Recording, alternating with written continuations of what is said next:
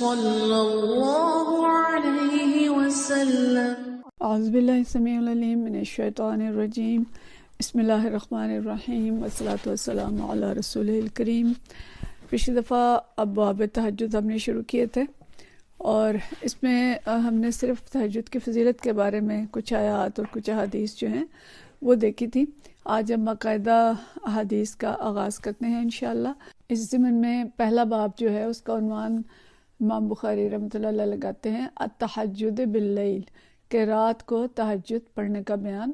وقولہ عز وجل، اور اللہ عز وجل کا فرمان ہے وَمِنَ اللَّيْلِ فَتَہجد بِهِ نافلۃ اللہ کی آیت ہے، اور اس آیت کے اندر یہ سورہ بنی اسرائیل کی آیت نمبر 79 ہے 79، اور اس میں اللہ تعالیٰ کیا فرماتے ہیں کہ رات کو تہجد پڑھیے، یہ آپ کے لیے نفل ہے، یعنی ایک اضافہ ہے۔ نفل جو ہے یہ ایک اضافی چیز کو کہتے ہیں، تو اس میں یہ ایک معنی تو یہ ہے کہ باقی لوگوں کے لیے تو نماز تہجد نفل کی حیثیت رکھتی ہے، لیکن نبی صلی اللہ علیہ وسلم کے لیے فرض اور واجب کی حیثیت تھی۔ اور اس میں اس کے معنی یہ علماء بیان کرتے ہیں کہ تہجد جو ہے نبی صلی اللہ علیہ وسلم کے لیے ایک اضافی نماز ہے، یعنی باقیوں کے لیے 5 نمازیں اور آپ صلی اللہ علیہ وسلم کے لیے 6 نمازیں تھیں۔ بہرحال یہ کہ یہ نفل جو جس معنی میں بھی لیں، دونوں لحاظ سے نبی صلی اللہ علیہ وسلم کے لیے یہ آپ کے لیے فرض نماز سے ماسوا تھی۔ اور حدیث جو ہم پڑھیں گے جس میں پہلی حدیث ہے اس باب کی، اور 1069 اس کا نمبر ہے، اور یہ حدیث جو ہے حضرت ابن عباس رضی اللہ تعالیٰ عنہ سے ہے۔ ان ابن عباس رضی اللہ تعالیٰ عنہ قال فرماتے ہیں کان النبی صلی اللہ علیہ وسلم اذا قام من اللیل یتہجد، کہتے ہیں کہ نبی صلی اللہ علیہ وسلم جب رات کو تہجد کے لیے اٹھتے، قال فرماتے اللہم لک الحمد، اے اللہ تیری ہی تعریف ہے، انت قیم السماوات والارض ومن فیہن، کہ تو زمین اور آسمان کا انتظام کرنے والا ہے، یا زمین اور آسمان کو قائم کرنے والا ہے، زمین اور آسمان اور اس کے درمیان جو کچھ ہے اس سب کو تو قائم کرنے والا ہے۔ وَلَكَ الْحَمْدُ، اور تیرے لیے تعریف ہے، لَكَ الْمُلْكُ السَّمَاوَاتِ وَالْأَرْضِ وَمَنْ فِيهِنَّ، تو ہی آسمانوں اور زمین کا بادشاہ ہے۔ وَلَكَ الْحَمْدُ أَنْتَ نُورُ السَّمَاوَاتِ وَالْأَرْضِ وَمَنْ فِيهِنَّ، اور تیری ہی تعریف ہے، تو ہی آسمانوں اور زمین کا نور ہے، یا آسمانوں اور زمین کی ساری جو روشنی ہے ان کو روشن کرنے والا ہے، اور تیری ہی لیے ساری تعریف ہے۔ پھر اس کے بعد فرماتے ہیں وَلَكَ الْحَمْدُ أَنْتَ مَلِكُ السَّمَاوَاتِ وَالْأَرْضِ، اور تیری ہی لیے ساری تعریف ہے کہ تو زمین اور آسمان کا بادشاہ ہے۔ وَلَكَ الْحَمْدُ أَنْتَ الْحَقُّ، اور تیرے لیے حمد ہے، تو حق ہے۔ وَوَعْدُكَ حق، اور تیرا وعدہ حق ہے۔ وَلِقَاؤُكَ حق، اور تجھ سے ملاقات حق ہے، کہ ایک دن ضرور تجھ سے ملاقات کرنی ہے۔ وَقَوْلُكَ حق، تیرا فرمان حق ہے، تیرا یعنی جو تو فرما رہا ہے، تیرا قول حق ہے، تیری بات جو ہے وہ سچی ہے۔ وَجَنَّةُ حق، اور جنت حق ہے۔ وَالنَّارُ حق، اور آگ یعنی جہنم حق ہے۔ وَالنَّبِيُّونَ حق، اور سارے نبی برحق ہیں تیرے۔ وَمُحَمَّدٌ صلی اللہ علیہ وسلم حق، اور نبی صلی اللہ علیہ وسلم برحق ہیں۔ وَالسَّاعَةُ حق، اور روز قیامت حق ہے، یعنی قیامت ضرور پیش آئے گی۔ اللہم لک اسلمت، اے اللہ میں نے تیری فرما برداری اختیار کی، یعنی میں تیرا مسلم ہوا۔ وَبِکَ آمنت، اور تجھ پر ایمان لایا۔ وَعَلَيْكَ تَوَكَّلْتُ، اور تجھ پر توکل کیا، تجھ پہ بھروسہ کیا۔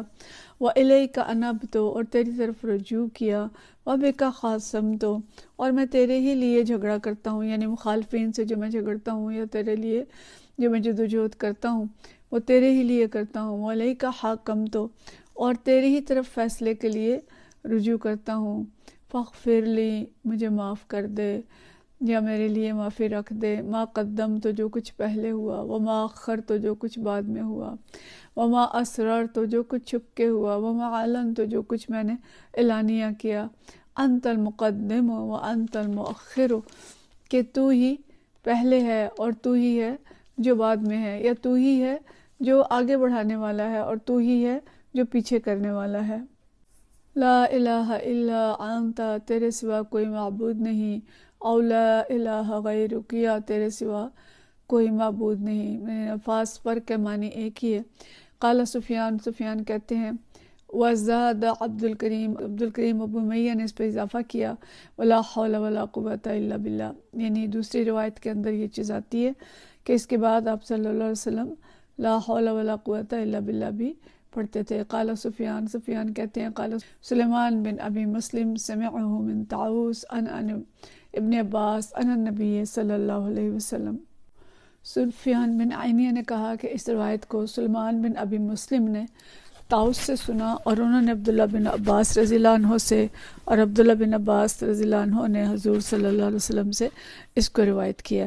تو یہ طویل دعا ہے، اور دیکھیں کتنی خوبصورت دعا ہے۔ اگر ہم اس کو دیکھیں کہ رات کا وقت ویسے ہی یکسوئی کا وقت ہوتا ہے، اس وقت میں اللہ کی حمد و ثنا اتنے جامع الفاظ میں اور اتنے پیارے الفاظ میں کہ اس کی ساری قدرتیں، طاقتیں جو ہیں ان کا تذکرہ کر کے، اور اس کو یہ مطلب اس کا اقرار کرنا کہ تو بھی حق ہے اور تجھ سے ملاقات بھی حق ہے، اور مالک بھی زمین اور آسمان کا تو ہے، بنانے والا بھی تو ہے، ہر طرح کی تعریف یہ کر کے، انبیاء پہ بھی یقین کر کے، آخرت اور ملاقات اللہ کی اور جنت اور دوزخ، یعنی ہر چیز پر ایمان کا تذکرہ ہمیں اس حدیث کے اندر ملتا ہے، اور اسے خوبصورت انداز میں اللہ تعالیٰ کے سامنے پیش کرنا کہ اللہ تجھ پہ بھی ایمان لائے، تیری آخرت پہ، تیری جنت پہ، تیرے نبیوں پہ، تمام ہی چیزوں کو گن کے، اور اس کے بعد نبی صلی اللہ علیہ وسلم کیا کرتے ہیں؟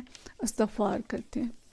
پہلے اللہ کو اپنے اسلام کا اور ایمان کا حوالہ دیتے ہیں کہ اللہ ملک اسلم، تو میں تیرا مطیع فرمان ہو گیا، تجھ پہ ایمان لے آیا اور تجھ پہ بھروسہ کیا، تیری طرف رجوع بھی کر لیا، اور جو جھگڑا کرتا ہوں دنیا میں وہ بھی تیرے لیے کرتا ہوں۔ اور پھر اس کے بعد کیا فرماتے ہیں کہ میرے اگلے اور پچھلے، کھلے اور چھپے جتنی بھی لغزشیں ہیں معاف اور فرما دے۔ حالانکہ نبی صلی اللہ علیہ وسلم کی تو کوئی لغزش، کوئی گناہ نہیں تھا۔ یہ دعائیں تو اصل میں ہمارے لیے ہیں کہ ہم ان الفاظ میں اللہ سے دعا مانگیں۔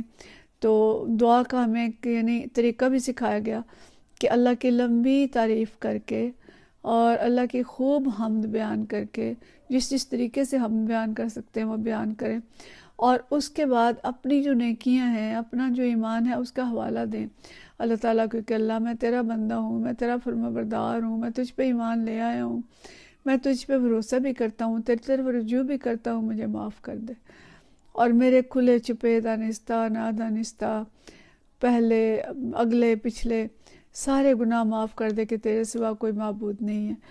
اور ولا حول ولا قوت الا باللہ بھی آخر میں پڑھا۔ تو یہ اللہ کی حمد کا بھی بہت پیارا انداز ہے، اور دعا کا بھی بہت پیارا انداز ہے، اور اس سے دعا کے آداب بھی ہمیں پتہ چل رہے ہیں کہ اللہ سے دعا کرنی ہو تو اس کی طویل حمد و ثنا کر کے پھر اس سے دعا کی جائے۔ تو بہرحال یہ تہجد کے وقت کی گئی نبی صلی اللہ علیہ وسلم کی دعا ہے، اور اللہ سے باتیں ہیں، دعائیں ہیں تنہائی اور قرب کے وقت کی۔ تو ہماری بھی کوشش ہونی چاہیے کہ اس طرح کی دعائیں ہم بھی یاد کریں، اور جب اللہ تعالیٰ توفیق دے تہجد پڑھیں، خاص طور پہ جب جلد اٹھ جائیں اور ہمارے پاس وقت ہو تو ہم یکسوئی سے اس طرح کی دعائیں جو ہیں ان کو پڑھیں، اپنے اوپر طاری کر کے اور خوشی و خضوع کے ساتھ یہ پڑھیں، تو ایک دل کی کیفیت جو ہے ہمیں محسوس ہوگی کہ عجیب سی کیفیت ہوتی ہے، اور اللہ کا قرب ہمیں محسوس ہوتا ہے، اور دعاؤں کی قبولیت کا بھی احساس ہوتا ہے اس وقت، اور اللہ سے بہت تعلق جو ہے، تعلق میں بہت اضافہ ہوتا ہے۔ تو اللہ تعالیٰ ہمیں ایسی دعائیں بھی یاد کرنے کی توفیق عطا فرمائے، ہمیں اللہ تعالیٰ تہجد میں اٹھنے کی بھی توفیق عطا فرمائے، ہم سب کا مددگار ہو، اور ہم اپنے نیک اور پیارے بندوں میں شامل فرمائے۔ وآخر دعوانا الحمدللہ رب العالمین۔